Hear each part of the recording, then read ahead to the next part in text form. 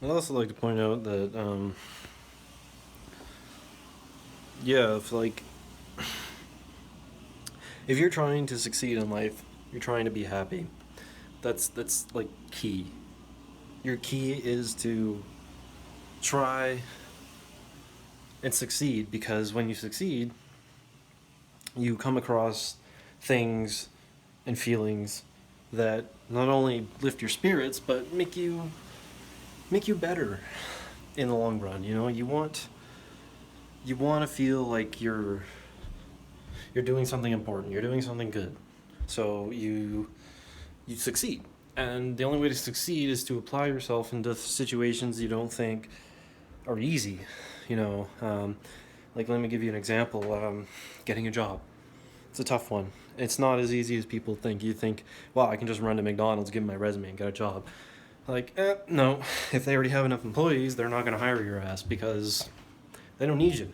So, the feeling you get when you finally do land that job, say you're looking for a start, you're looking for somewhere to get on your feet, you want you want something. It has nothing to do with what it is. It's just I need this to happen because otherwise I'm homeless. But when you do finally get it, even though you're sort of forced into that situation, you get that feeling of success. That good feeling of, oh, I did it. Like, it's a good feeling. It doesn't last as long as we'd like it to, but you know, imagine if heroin lasted for a week instead of a day. Like, it's the kind of the same concept. Like, it's a drug, technically. When dopamine gets released in your brain, you're basically drugged in a good way, and you feel good about yourself. And so when it comes down to it, if you're having a bad day, if you're having a tough time with things aren't going your way, kind of like my situation, you have to try to give yourself something to work towards. I know that sounds kind of like inflated, like, oh yeah, well, if I'm trying to get a job, obviously I'm working at something and it's not easy, and who the fuck are you to tell me? It's like, yes, true, who the fuck am I? But considering I'm going through the exact same situation right now, I think that I'm probably one of the more qualified people to talk about the subject. So, um, when you finally do get the job, it's a good feeling. And it doesn't mean that once you go work that job that you're going to like it. It's not setting you up for the rest of your life, future fulfillment. It's just that moment of feeling like, yeah, I did it. You know, people, human beings, all of us, we all need more of that in our lives. We all need to feel like I did it. And I want more people to feel like that, and I want to surround myself with people that feel like that, or try to feel like that regularly. It's important that it's a regular thing. It should be a habit. It should be like biting your nails, or patting a rhythm on your legs. It doesn't matter what it is, but that should be the norm. And why they don't teach that in school, I don't understand. To some degree they do. I mean, you're going to school. Obviously, once you graduate school, that's like one of the most successful things you can do in your life. It's 12 years of your life. But they don't necessarily teach it as a tool. They teach it as oh, I don't even know how to describe it. Um, it's more of a concept for them, that you can internalize and think about and manifest it in front of you. Like, you put your goal in front of you, you go for it, and then once you get a boom, success, you feel great. Whereas like, the way I think about it is and I've been taught this a lot growing up from both my mother and my father. And they both had different styles of parenting, but they both did a pretty good job. Um, One of the biggest things is teaching yourself to earn success. And it doesn't mean that you have to go out and you have to work a multi-million-dollar job. You could literally clean your fridge out. Go clean your room, do some dishes. Little bits of success. It doesn't have to be a big spectacle, and that's what people aren't told enough in their lives, that you can still be successful without overachieving, I guess you could say. Like, you don't have to go to the moon. You just got to walk to the store. And I know it's tough. It can be tough to do these little things, but these are the things that count. These are the things that are important to creating that platform of success. Once you create a platform of success, you have nowhere else to go but up. You got to start small. And it's going to take a while. It doesn't happen overnight. It takes time, like anything. But I guarantee you, if you spend the next 6 months reminding yourself every time you do the dishes that that's a successful little feat you did, it's important, because now I have clean dishes for when I want to eat something, or now my family has clean dishes for when they want to eat something, and they're going to be happy because there's clean dishes. It's these little things, and it's infectious. Like, it hits everybody. Once you start adding success to your life, it starts to infect everyone around you. They want to be successful. They see you happy, it makes them happy, kind of thing. Like, it's this snowball effect that we don't get enough of in our lives because, of the daunting nature of what we are told to do, what we have to do. It's just always looming. It's just hard to want to focus on the little successes when there's this big cloud above our heads. It's basically saying, good luck. Like, it's not really cheering you on, but it's not really jeering you either. It's just kind of sitting there reminding you that, tougher times are ahead. There's going to be challenges in your life. There's going to be moments of uncertainty. You're going to make bad choices. I've made plenty of bad choices in my life, and you learn from them, and they're important. But if you want those to be minimal in your life and not the key aspect of what you do, there are people out there that their key component of their life is challenges. They're not challenges they choose to go about. They're challenges that are brought upon them. Think about, an orphan child. Like, holy fuck, can you imagine having to grow up without any parents? Like, at all? It's just, who's going to teach you how to mow the lawn? Who's going to teach you to tie your shoe? Who's going to teach you about responsibilities when you become an adult? Like, it's just, those are the type of challenges that are always going to be there. And it doesn't matter if you're in that situation, my situation, or you could be a millionaire, for fuck's sakes. If you don't focus on the little successes that you do in your life, you're going to have a bad time. Like, you need to focus on the little things first. And then you can start working on big things. Like, if you think, okay, well, I've done the dishes, I've done the laundry, I've cleaned the house, I've done that, once every week for 4 weeks, so that's 4 times in a row. I think I'm going to move on to bigger things. I'm going to learn a song on the guitar. And then you learn a song on the guitar. And then you go, wow, that didn't take too long. Let's see if I can come up with a business idea. And then you spend the next 6 months just writing shit down. Like, it doesn't even have to make sense. You just write it down and go, yeah, that might make money. Or, yeah, people might buy that. It's the process of trying to grab that success that'll actually lead you to success. You'll eventually come across something that leaves you going, wow. You have these successful moments in your life, and I've had a few of them. They don't come very often, but every once in a while you get those moments where you go, holy shit, I can't believe I just did that. Like, you're literally outside your own body thinking, who is this person? And it's a good feeling. It's a really good feeling, because that's a chance for you to reflect without actually having to reflect. You get to see yourself succeed, and then it's just, I don't even know how to describe it. It's like I said, it's like standing outside your body and going, wow, that guy's a cool guy. I like that guy. And once you start liking yourself more because you're committing these successes, your self-esteem goes up. The people around you start acting happier. The people around you will start to have better relationships with you. The things that you do in your life will start to happen better for you. It's these little things that we need to focus on before we focus on these big spectacles, because ultimately the big spectacle, doesn't matter how successful you are, is that moment you get to look at yourself and go, wow, that's a good job you did. That's when because at the end of the day, it's just you in the coffin. There's no one else there with you. It's just you. And before you go to that place, you're gonna ask yourself, Did I do a good job? Did I live a happy life? Did I have more happy moments than sad moments? And if you want to be able to say, yes, I had more happy moments, I can die in peace, then you need to start rooting success. It comes in small packages. It sometimes comes in big packages, but you got to focus on the small packages first, because if you open 100 small packages of success, that's almost equivalent to opening one big package of success. It's like, I think people forget sometimes, and I've forgotten many times in my life, that that these little things are important and that you can capitalize on them. Plain and simple. You want to be successful, you got to start with the small shit. And like I've had a tough time with that. I was actually pretty successful in my earlier 20s. I was working at a nickel refinery.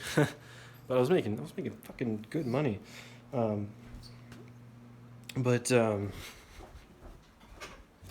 it kind of escaped me how successful I really was to get that job. It sort of eluded me, away. It's like, how could I look back on it and I think, how could you forget how much effort and time you had to put in to get there? How could you forget that? And the reason I'm saying this is because eventually I got let go.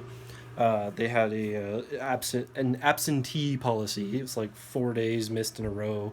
Every day that you miss is like, it's a jail sentence. First is 3 months, then it's 6 months, and if you don't miss a day in 6 months, it goes back down to 0 absences. But if you miss a day within those 6 months, it goes up one more absence, up to a maximum of 5, I think it was. But usually it was 4. I got up to 4. And they basically sat me in an office, fucking all huddled around me, and said, you either sign this piece of paper saying you quit, or we're firing you. And I was just blown away. I was like, man, I've given you 3 years of my life. I'm struggling. Yes, they gave me the phone number to go to get help that I needed, but that moment was like the moment, like, I was pissed off, obviously, but it was also like when I got into the car afterwards that I sort of realized, there goes all that hard work that you put in. Good job, buddy. You did good. I wasn't mad at the people who surrounded me and forced me to make a choice. I wasn't mad at the fact that I didn't get up for work that day or the previous day or whatever it was. I was mad at the fact that I put in all this time and all this effort and my being, my livelihood, everything that I was or physically capable of doing in my life, I put into this company's little space for 3 years. And it, like I said, it wasn't the fact that I lost my job that blew me away. It's the fact that I had built up all this success for myself and I let it slip away. I said, fuck it. I can't handle it.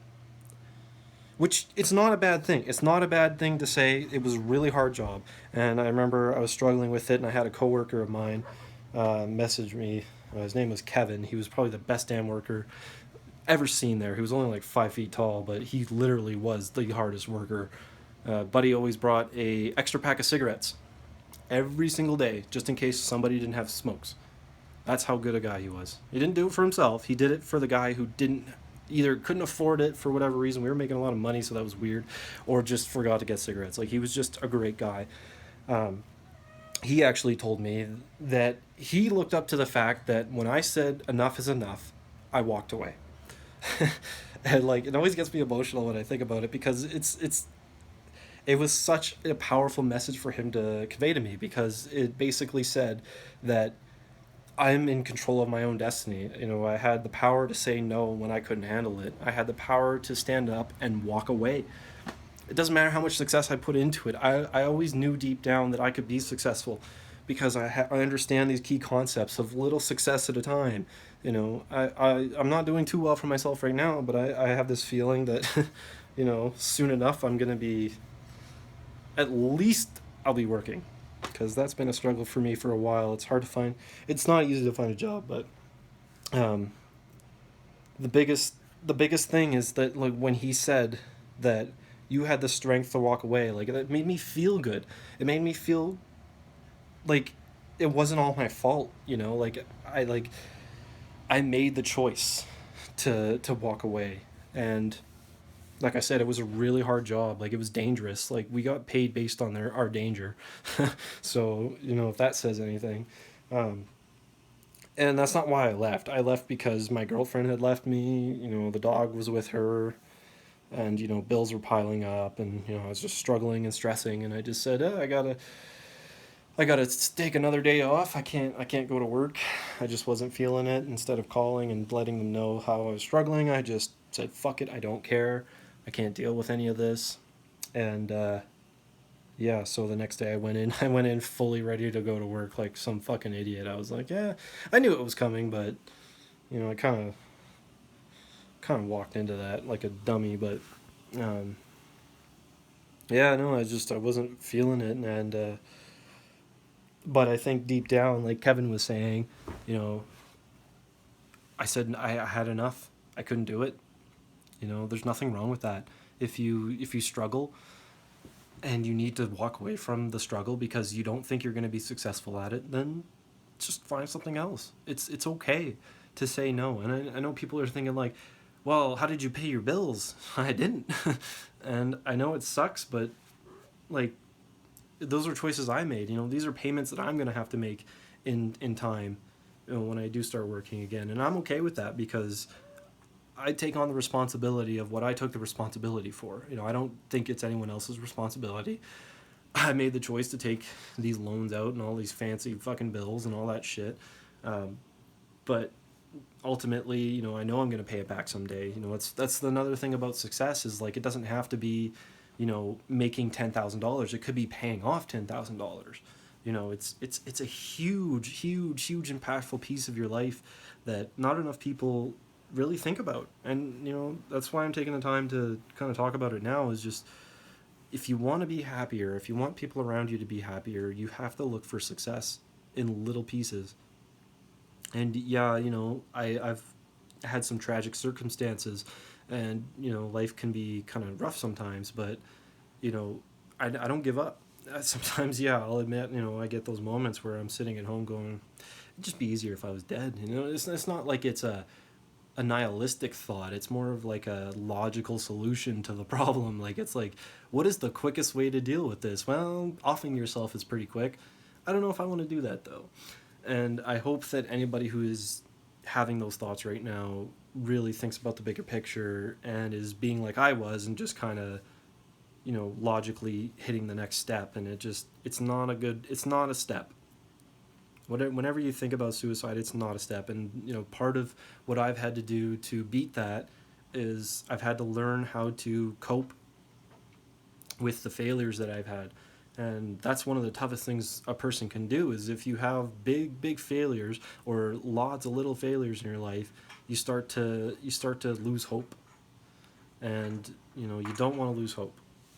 It's not easy to it's easier to say it than to actually do it or to show it. The best way that I can describe it, my stepmother, my father's wife, she taught me a little trick. Is anytime you're feeling those feelings, or you think that your thoughts are going to a bad place, talk to yourself in your head. Like, I know it sounds crazy, but literally take your voice in your head and start using that. What are you thinking, man? Don't think like that. Like, come on. Like, there's got to be a better way. Like, just start talking to yourself in your head. Like, you know, you don't want to do this. Like, it's gonna be bad for everybody. And yeah, okay, like, you can have a conversation with yourself about it. You can say, okay, but like, if I do it, then I'm out and it's no longer my problem. But then your argument in your head could be, well, then your mother's going to be devastated for the rest of her life. She's going to think, what did she do wrong? You know, can you imagine putting that onto a person? Once you think about suicide objectively, instead of, you know, as a solution, you start to see that it has a fuck ton of flaws in it. It is not a solution. It is, I hate saying it, but it's kind of true. It's kind of a coward's way out. And it's like, a lot of people will say, well, you can't use the word coward when you talk to someone who's suicidal, because that'll just make them want to do it more. And it's like, well, no, that's not true. If you make them belittle them about it, maybe it might actually spark up a, hey, fuck you, man, I'm not some dim-witted coward. Like, I can stand up for myself, and then fuck, they go out and get a job. Like, that's the problem with all these safe spaces nowadays, is you can't tell anybody the truth. You have to bullshit to their face to make their feelings feel well. And like I've been saying, is like the best way to feel good about yourself is to focus on success. You know, dressing well. Like, that's another thing. Oh my god, I can't believe I forgot that. Just dressing well. You know, trimming your beard. I haven't done that yet, but, you know, trimming your beard to look presentable. You know, checking your eyebrows. Like, it's just these little things in your life. Like, there's a piece of paper on the floor over there. I'm going to probably put it on top of the container it's sitting in front of next. That's success. It's a very, very small bit of success, but I'm not gonna come back into this room and go, oh yeah, I can't believe I picked up that piece of paper. Wow, I'm so good. It's so clean in here. No, that's not what's gonna happen. But it's gonna be that repetitive habit. It's that habit mode that you go into. Oh, cat's getting into shit. Once you go into habit mode, you sort of you don't think about it anymore, and that's what more people need to do. Is we need more people thinking less about the daunting adventure of trying to be incredibly successful, and more about the adventure of creating little successes in your life throughout the day. Because there's only 24 hours in a day. You're awake for 16 to 17 of them sometimes. But like, you're gonna live from the point that you're born to the point that you die, and there's this small gap in between. I don't want to say small gap, but as a starting point to where you can build this, like, make a big hump in your you know, your graph of life. You know, like, where was he successful, where was he a failure? You know, if I looked at mine right now, if it was a graph with a line that goes straight across, you know, from point of born to point of dead. I'm not dead yet, obviously, but I would probably be, I wouldn't say halfway, but I'd be, you know, quarter way, maybe just over a quarter, like 30%, 40% of the way. You would see a lot of failures in there. There would be a lot of downs, and if you gauged on this graph how severe the failure was by how long the line goes down, there'd be a couple really long ones. There would also be, like I said, some successful ones, some pretty high successful ones. Like I said, getting that job was not easy. You know, they didn't just give anybody a danger pay job. You have to pass certain tests. You need to pass a psychological test, a drug test, and a physical test, all of which I did pretty well. I'm not saying it's incredibly hard to get into, but when I finally did start working, it was like, woohoo, success. And you know, I'm looking at my, like, if I'm looking at my graph now, I'm going 50-50, maybe. Probably a little more on the failure side, probably about 60, maybe 65% more failures than successes. But that's just comparing the successes to the failures. You know, if I were to compare the severity of it, my failures are probably a bit more severe, but that's not important. What's important is the next section of the graph that's not documented yet. And once you start thinking about it more, of where you're going, what you're doing, how you're going about yourself, how you're conducting life, you know, just all these thoughts that go through your head throughout a regular day, once you start to realize that you have a giant chunk of that graph left to make a difference for yourself, you realize that, well, I don't like having 60%, 65% failures. I want to make it 40% failures and 60% successes. And the only way to do that, logically speaking, would be to add more successes. And in doing so, you're going to create a happy life for yourself. You're going to create a happy life for those around you. And ultimately, you're just going to feel good. And there's nothing wrong with that. You know, we're being taught nowadays that it's not okay to feel good because of certain reasons. You know, I want anybody who's watching this to feel good about themselves, because I want to feel good about myself, and I want you to feel good about yourself too. And one of the most important things about striving for success, no matter how small it is you start to influence those around you. You know, if you're successful and happy, those around you are going to be successful and happy. And there's nothing that makes me happier when I come home and my sister's in a good mood. I don't like when she's in a bad mood because obvious reasons, but whenever I see her smiling, happy, talking good, she's done something well for herself, had a little success, it just it oh, cat got into the nope. You were bad. You were really bad. God damn cats. But yeah, when she comes home, and just seeing her happy makes me happy, and I think that's, something people don't think about a lot. Like, you don't think about it because when it happens, and when it doesn't happen, obviously it doesn't happen, so you're not thinking about it. But if you think about it more, like you focus on the concept of surrounding yourself with happy people, well, the best way to surround yourself with happy people to make yourself happy is to, in turn, yourself be a happy person. It's a lot harder to make a group of friends than it is to just deal with what you got, is basically what I'm saying there. And if you want to surround yourself with good-hearted, smiling, happy faces, then you need to put in your time, man. Is all I'm saying. Or woman, whoever's watching. Yeah, remember when that wasn't so important? When you could just say whatever you were thinking and it wasn't considered. Like, now I have to be careful what I say because, the government's legislating speech, so it's like, I don't want to offend anybody. I'm not an offensive person. I try to live my life as, good as I possibly can, so, to have to think about it now is just another hurdle, I guess. I don't know. But, maybe that's another moment of success, being able to subconsciously think about what I'm saying before I say it, so I don't have to actually think about it. See, that's what I'm trying to get at is, these little moments of success. You gotta find it in everything. It's important. It is the most important thing for any human being is to be successful. We don't want to fail all the time. We want to have successes. We want to feel good about ourselves. We want to do good things. And it's not easy, I know. There's going to be a lot of mistakes, a lot of failures in your life, but like I said, this is a recent thing for me. I'm looking at my graph and it's got a lot of failures on it, but if I take what I know now and I apply it through the next, we'll say when I'm 30, so the next 2.5 years, I can guarantee you by the time I'm 30, I'll either be a second year apprentice in some sort of trade.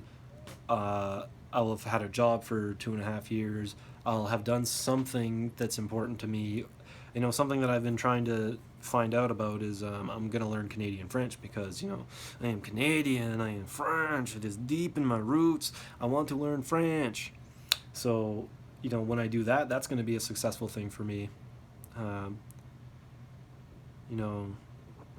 just cleaning up the house right now too. Like, I'm not doing it all all at once. I'm just taking my time with it because it's Sunday. But, it's these little things. By the time I'm done cleaning up the house, I'm gonna put my fists on my hips. I'm gonna sit back and I'm gonna go, whoo-wee, that's a nice clean house. And I'm going to smile about it, and then my sister's going to come home, and she's going to smile about it too, because she's going to like that it's a nice clean house for when she gets home. And that's all it took, is just tidying up, doing some dishes, doing some laundry, maybe vacuuming a little bit, maybe some Windexing. It's just these little things will help you or anybody because once you start being successful and helping yourself, you inadvertently start helping those around you, unintentionally. I watched this one streamer.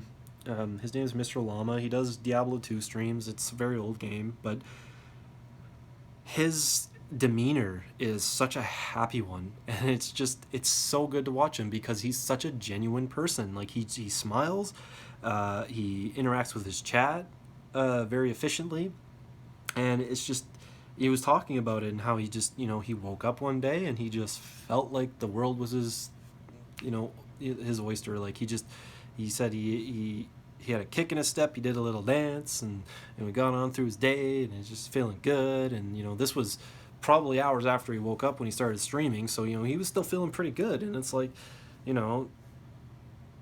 he's a pretty successful streamer. I mean, I'm not saying he's like the most successful, but he does pretty well for himself. He even said that he could quit his part-time job and do the streaming full-time and it'd pay his bills. Can you imagine what kind of feeling that is to know that you can do something that you love and get paid for it?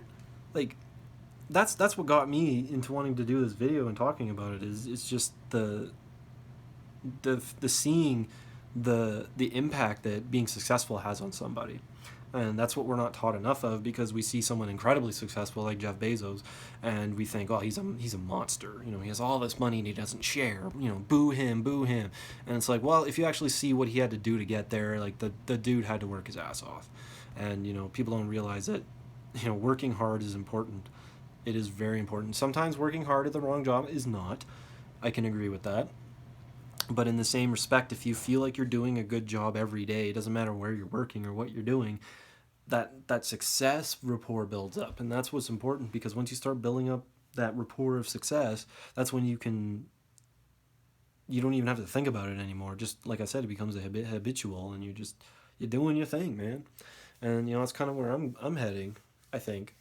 And I'm trying to find something that is successful and meaningful to me, but is also gonna pay the bills, because everyone's got to pay their bills. And even if I don't get something right away, I'm not gonna give up. I'm not just gonna walk out the door, get denied a job at the store or whatever, and come home and cry about it. Gonna hit another store. It's people give up too easily. They think, this is too hard, or I'm never going to make it. And that's why I'm trying to say, like, it's the little successes first you have to focus on before you focus on the big ones. Because if you can't do your dishes, do you think you're going to do good at any job you apply to? No, you're not going to do very well. Not saying that any job you apply to is going to have dishes involved, but just that mentality of being lazy about it. It's just like, I don't want to do it. I don't feel like doing it, or someone else will do it. It's just, it's something that we sort of get coddled into. It's not our fault. Our parents kind of teach us that everything kind of gets done for us. And then when you become an adult, it's like, oh shit, I guess nobody's doing anything for me anymore.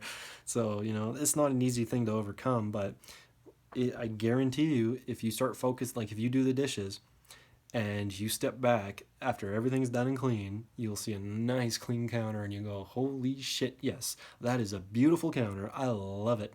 And then you'll go about your day, and you might do another little thing that'll create some success for you. And it's I wouldn't say a taboo word. It's just not used enough, and I don't think it's used properly enough, because like I said, it's the small successes that you have to focus on, not just the big ones. So do yourself a favor, go clean your dishes, and then when you're done, start thinking about it, man, or woman, or intersex, I guess. I don't even know anymore. It's all convoluted. It's just the way I talk, when I say, like, hey man, like, it's just, I'm not trying to discriminate against anyone, but my fear is, because the government's legislating speech now, that could be misinterpreted as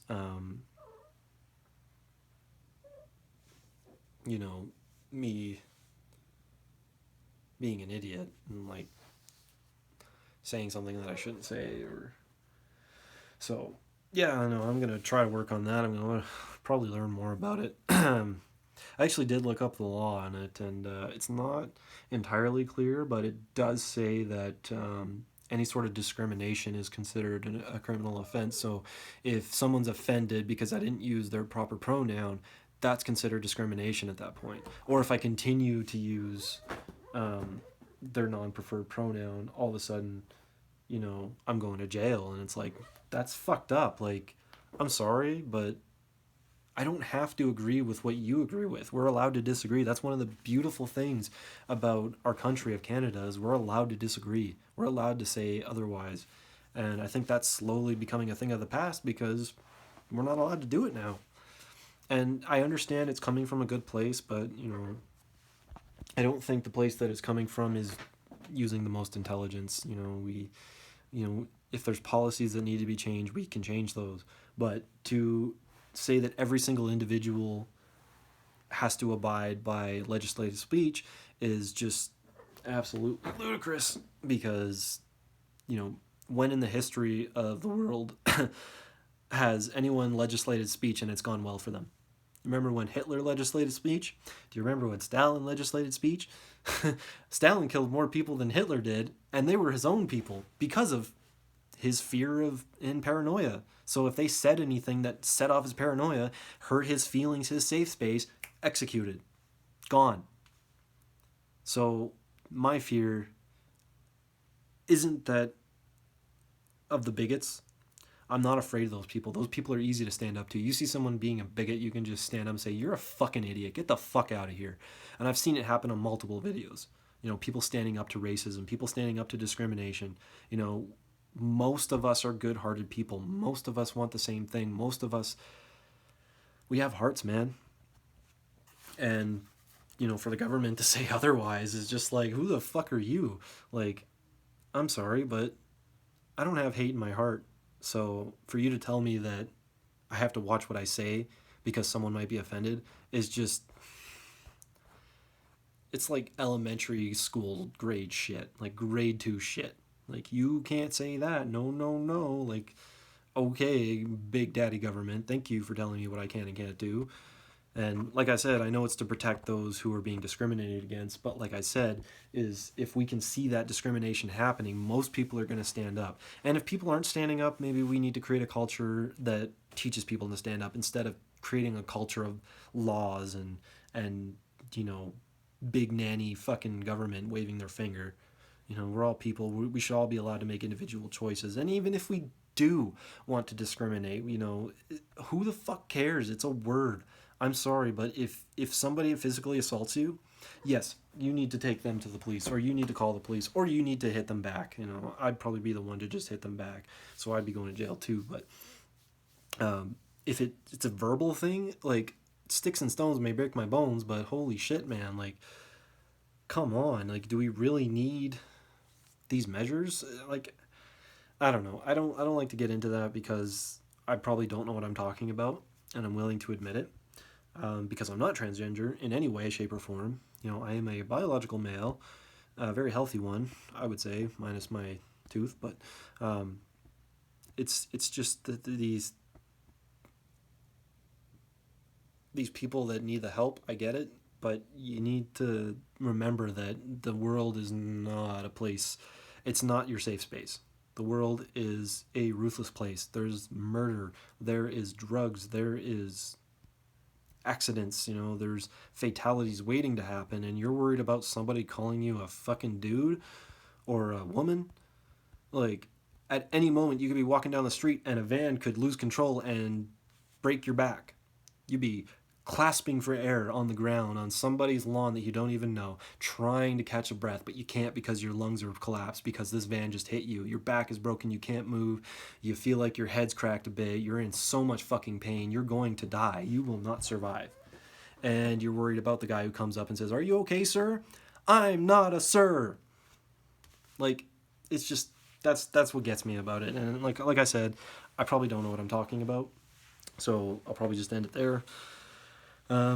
But the key message I'm trying to get across here is, those successes. Like, when I'm done here, I'm probably gonna go finish my laundry, and then I'm gonna do some dishes and clean the house a bit. Maybe play some music. It's Sunday fun day. And then tomorrow I got some stuff to do, but at the end of the day, at the end of each day, I'm gonna reflect, and I'm gonna count my successes. I'm gonna go 1, 2, 3, and I'm gonna count my failures. And I'm gonna go, no failures today. Good job, Kyle. That's the plan anyway. And I think getting this message across in text format is impossible, and I'm not much for being on video. I mean, I might be now. Maybe this is one of those successful changes that I'm making. I don't know, but I do know that this is not easy for me to do, but I'm doing it.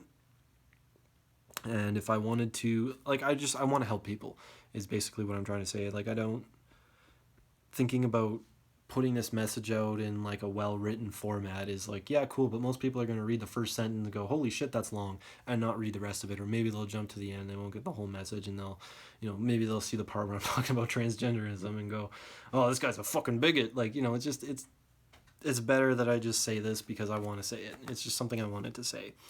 I don't know why. I hope it gets across to somebody. I don't think that it will, but who knows? The internet's a powerful thing. Yeah, I know it's kind of long-winded too, but this is kind of something like that I've been sort of looking into, as doing some sort of podcasting would be, because like I know it sounds stupid, but I like to talk. I don't foresee myself doing a job that would be easy or that I would enjoy that'd be anything better than just sitting in a room with Joe Rogan talking about life. Like, that would be the coolest fucking thing I could ever think of doing. The dude is like Arnold Schwarzenegger. Like, he just success. Like, he's been a very, very powerful influence too. He talks with some very incredible people, and it's just crazy to see what he does, and he gets to make money off of it. And it's like, man, if I could just have a piece of that, I don't need to be Joe Rogan per se, but if I could pay my bills with that, fuck, man, I'd be the happiest person on the planet. And I hope honestly that more people can do that. I hope that the industry becomes a very large part of human life, and if people don't want to go work at a liquor store, they can stay home and stream. Whether it's talking about something, playing video games, or whatever it is. Maybe you're doing a puzzle on the computer. I don't know, but that's what I would like to see more of, because then people will start having the freedom to make choices for themselves. They won't be locked into these so-called dead-end jobs, and employers will start having to pay employees more. You think that we're all valueless, we're minimum wage because we stand at a register. Motherfucker, please, the kind of people that the cash register people have to deal with in a day. You got cycles coming in. Maybe somebody follows you home. Like, there's so much danger involved with it. But they're like, yep, here's 15 an hour. Like, if more people started staying home and working from home, these places wouldn't have people anymore, and they'd have to either find a way to get their products and services to your door, or they could start paying their employees a better wage and saying, I value what you bring to the team. And I think that if you have a clear picture of the bigger picture, then you and I can work well together. Instead of this, well, here's your wage, go do this. I don't want to see you again. I hate employers like that. I actually just, my sister's going to kill me, but I actually just left a job like that. They kind of just shuffled me to the basement of the hospital. I got to sit with this pretty cute blonde LPN, but I think she was expecting me to talk more, but I wasn't giving any clear direction. I didn't get to any formal introductions. It was like my first day, and they just sort of dumped me wherever they could. And so I basically said, yeah, I'm sorry, I can't. The disorganization alone is going to drive me nuts. I was already getting angry about it closer to the end of the shift, and I think I kind of scared one of the other nurses in dialysis, but I didn't mean to. And it was so frustrating because she kind of looked at me and she's like, so you're going to lock the doors? And I was like, I'm sorry, what? Like, I had no idea that was our responsibility. And she was like, yeah, usually you guys lock the doors. I was like, you guys don't? And then we just had this little back and forth about who's locking the door. And then she's like, oh, just call your boss. And I was like, I don't know who my boss is. Like, I don't know who to call. So, I went on their radio where they're spouting fancy code, like 10 codes all the time. And I'm just like, hey, I'm supposed to lock this door and I don't know how. Like, just some fucking idiot. And so, like, it's just like, I can't work like that. I'm sorry. I need, when I get a job, I need some direction, some clear direction of what the employer is looking for. And I wasn't given any of that. So, my sister's she's gonna be like, you're a fucking idiot. I wouldn't be surprised if she asked me to leave. It's kind of rent's coming up, but I don't think she would. But it's just like I said, like, I got some shit to do the rest of the day, so build up some successful rapport, and then tomorrow, is supposed to be the big day, the get it or get out day.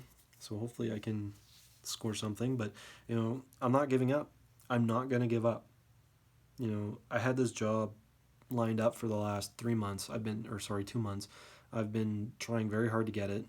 It's cost me a little bit of money. Well, it's cost my sister a little bit of money. She's been helping me with it.